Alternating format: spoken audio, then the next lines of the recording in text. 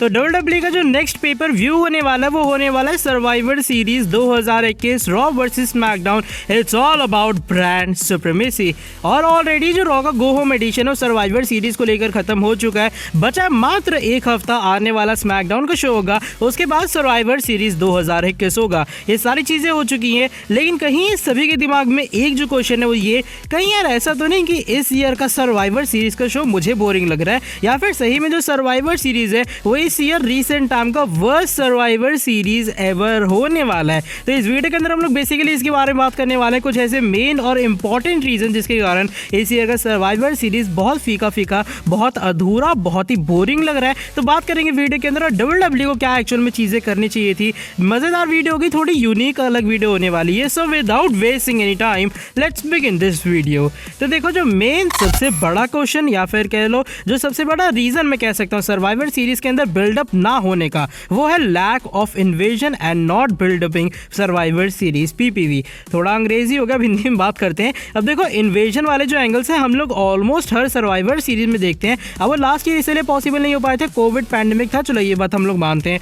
2019 का बहुत से लोगों को याद होगा सर्वाइवर सीरीज का शो, आई गेस वहां पर NXT भी इन्वॉल्व थी और हमने देखा ट्रिपल एच NXT के टैंक्स लेकर आए थे और वहां पर इन्वेजन हुआ था। आई गेस स्मैकडाउन का वो शो था। ऊपर से रॉ स्मैकडाउन के बीच में भी लगातार इन्वेजन हुए थे रिसेंट टाइम के अंदर, अगर मैं उससे पहले वाले सर्वाइवर सीरीज की भी बात करूं। लेकिन भाई इस साल ऐसा क्या होगा कि WWE ने इन्वेजन एंगल ही नहीं करवाया। मतलब कह सकते हो मेरी आंखें तरस गई देखते देखते कि ये रॉ के एपिसोड नहीं अगले रॉ के एपिसोड में आएंगे, इस स्मैकडाउन के शो में नहीं तो अगले स्मैकडाउन के शो में आएंगे। लेकिन WWE ने भाई जो ठान ली, जिद पकड़ ली कि नहीं भैया इस ईयर हम लोग इन्वेजन एंगल नहीं दिखाएंगे। और शायद जो इन्वेजन वाली चीज़ है ना, सबसे ज़्यादा वही हाइप करते किसी भी बंदे को सर्वाइवर सीरीज के लिए। सोचो भाई, जस्ट एग्जांपल दे रहा हूँ कि किसी स्कूल या फिर कॉलेज के अंदर अचानक से दूसरे लौंडे आ जाते कॉलेज के और वो अचानक से सामने वाले को धोकर चले जाते। यही होते यहाँ पर WWE में। स्मैकडाउन के जो लौंडे हैं वो आते हैं यहाँ पर रॉ में और वो धो जाते हैं रॉ को, या फिर जो रॉ के लौंडे हैं वो जाते हैं स्मैकडाउन की पूरी टीम को और पूरे रोस्टर की धज्जियां उड़ाते हुए नजर आते हैं।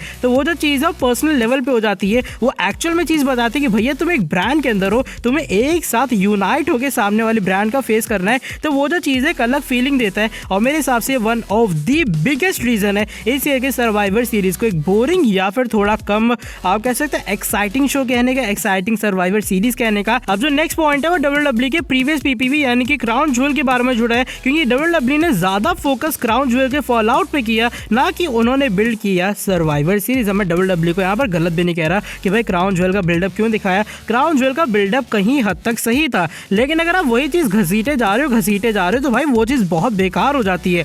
माना क्राउन ज्वेल खत्म हो गया यार, अब सर्वाइवर सीरीज आने वाला आप इस तरीके से दिखा सकते हो कि उसी रॉ के एपिसोड में पहले सर्वाइवर सीरीज का फॉल आउट हो रहा है, फिर सामने से इंटरप्शन हो रही है। WWE सर्वाइवर सीरीज को लेकर हमें बिल्डअप दिखाते हुए नजर आ रहे हैं। तो WWE ने इस बार जो फोकस है वो सर्वाइवर सीरीज PPV के बिल्ड से ज्यादा किया क्राउन ज्वेल के फॉल आउट वाली चीज में। साथ ही में team raw versus team SmackDown के इस साल भी मैचेस होंगे 5-on-5 traditional survivor series match. लेकिन इस साल जो कमी लगी सबसे बड़ी वो ये नो क्वालिफाइंग मैचेस। और जैसे मैंने कहा, जो मेरा पिछला पॉइंट ये वाला जो पॉइंट है पूरी तरीके से कनेक्ट करता है, क्योंकि पिछले पॉइंट में मैंने कहा क्राउन ज्वेल के फॉल आउट पे ज्यादा फोकस। यही वो रीजन है कि WWE को टाइम ही नहीं मिला कि वो अपनी सर्वाइवर सीरीज की जो टीम है एक स्पेशल ब्रांड के लिए बुक कर पाए। अब मेरे हिसाब से देखो, यहाँ पर अगर 5 सुपरस्टार है यानी कि 10 मैचेस होंगे। अगर मल्टीमैन मैचेस नहीं होते हैं, वैसे ज्यादातर क्या होता है पहले जो 4 स्पॉट है पूरे तरीके से फिल हो जाते हैं और जो चारों की लूजर्स है फिर फाइनल मैच में फेस करते हैं 5th आखिरी स्पॉट के लिए कि वो हमें रॉ को रिप्रेजेंट करते हुए नजर आए। अब वो जो चीज है, वो जो फीलिंग अलग लेवल की होती है। मान लो 4 बंदे क्वालिफाई हो गए, अब जो चारों लूजर्स है वो टॉप सुपरस्टार में अगर आते हैं,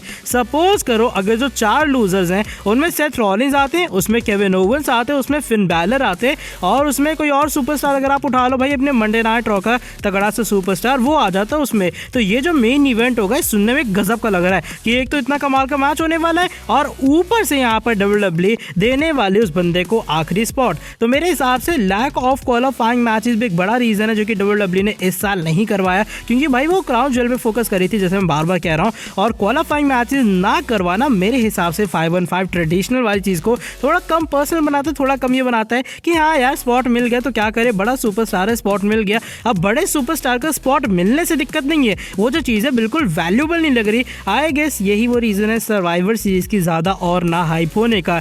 अब जो 4th पॉइंट है, आई गेस ये 4th पॉइंट ही होगा वीडियो का, ये है रोमन रेंस को ना ढंग से यूज़ करना as main highlight to build Survivor Series. अब मेरा जो इन्वेजन वाला एंगल था, सोचो अगर वहां पे जो रोमन रेंज है ब्लड लाइन के साथ में पूरे स्मैकडाउन के रोस्टर के साथ में छप्पर फाड़ के हमला करते हैं मंडे नाइट रॉ में। सुनने में गूज़बम्स आ रहे हैं ना कि भाई अगर ऐसा हो जाए तो यार क्या होगा, गजब की चीज़ें हो जाएंगी, कमाल की चीज़ें हो जाएंगी। लेकिन अनफॉर्चुनेट वे में WWE ने ऐसा इस साल कुछ भी नहीं किया। रोमन रेंज अभी फिलहाल WWE के अंदर है, मैं कह सकता हूँ वन ऑफ दी बेस्ट या फिर mega superstar currently on the main roster Raw और स्मैकडाउन के अंदर। अगर आप उन्हें यूज़ करोगे तो रेटिंग्स दोनों में उछाल आएगी। सोचो अगर मैं बात करूँ रिसेंट मंडे नाइट रॉ के बारे में, अगर आप लगातार बिल्डअप दिखाते तो अचानक से क्या होता है, इस हफ्ते मंडे नाइट रॉ में रोमन रेंज आते, ब्लड लाइन की एंट्री होती और आता स्मैकडाउन का पूरा रोस्टर रॉ को पूरे तरीके से धोके चला जाता। आने वाला स्मैकडाउन का शो बाकी है, वहां पर स्मैकडाउन का पूरा रोस्टर आता, बिगी होते हमारे WWE चैंपियन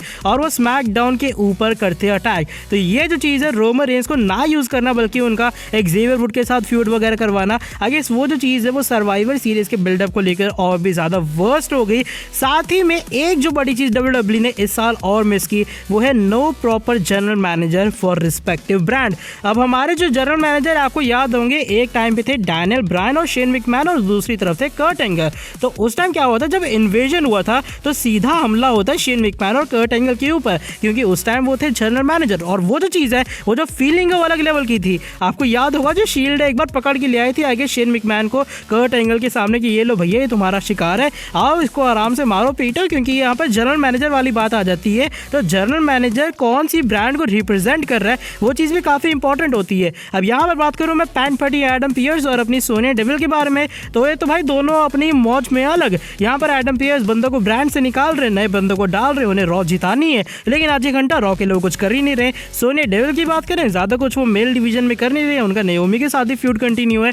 तो मेरे हिसाब से जनरल मैनेजर वाली चीज़ ना होना भी एक मेजर रीज़न है सर्वाइवर सीरीज़ के अंदर और भी ज़्यादा बेकार बिल्डअप होने का। अब मैंने देखा बहुत से लोग ये कह रहे थे कि मैचेस प्रिडिक्टेबल है, मेन इवेंट प्रिडिक्टेबल है, रोमन रेंज को ओवर पुश मिल रहा है, रोमन रेंज का जीतना पक्का है। लेकिन अगर मैं रीसेंट टाइम की कुछ बात करूं, क्या आपको कभी ऐसा लगा कि सर्वाइवर सीरीज का जो यूनिवर्सल टाइटल और WWE टाइटल मैच है वो प्रिडिक्टेबल नहीं है?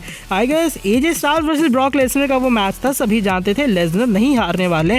एजे स्टाइल्स जरूर WWE चैंपियन है, वो चैंपियन बने, लेकिन यार लेसनर हार जाए नहीं, ऐसा नहीं होने वाला है। लेकिन यहाँ पर जो हाइप है उस टाइम काफ़ी थी कि लेसनर एजे स्टाइल्स का आमना सामना होने वाला है। तो चीज़ें इस पर डिपेंड नहीं करती है कि मैच प्रिडिक्टेबल है या फिर नहीं, चीज़ें इस पर डिपेंड करती हैं कि WWE उसका फ्यूड, उसका जो बिल्डअप है वो किस तरीके से दिखा रही है। अब मैं ये नहीं कह रहा कि दो सांड की तरह दोनों को आपस में लड़वाते जाओ, लेकिन यार एटलीस्ट प्रोमो के जरिए ताने मारो, कुछ तो करो यार, ताकि सर्वाइवर सीरीज को लेकर एक्चुअल में कोई लगे कि हाँ यार इनका मैच होने वाला है, ये दोनों एक दूसरे को ताने मार रहे हैं, दोनों की लड़ाई हो रही है, इन दोनों का इन्वेजन हो रहा है एक दूसरे की ब्रांड्स के अंदर।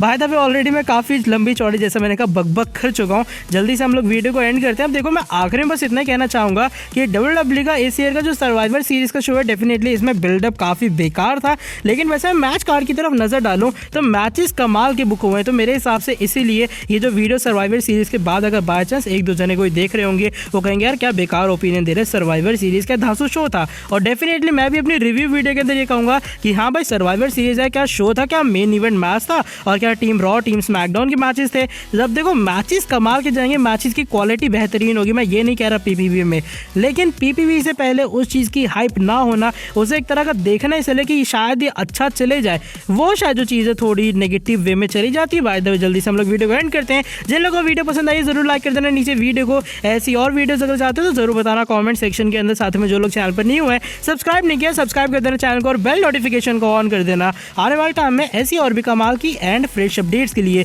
मिलता हूँ आपसे आके नेक्स्ट वीडियो के अंदर काफ़ी ज़्यादा जल्दी। Till then bye bye, take care.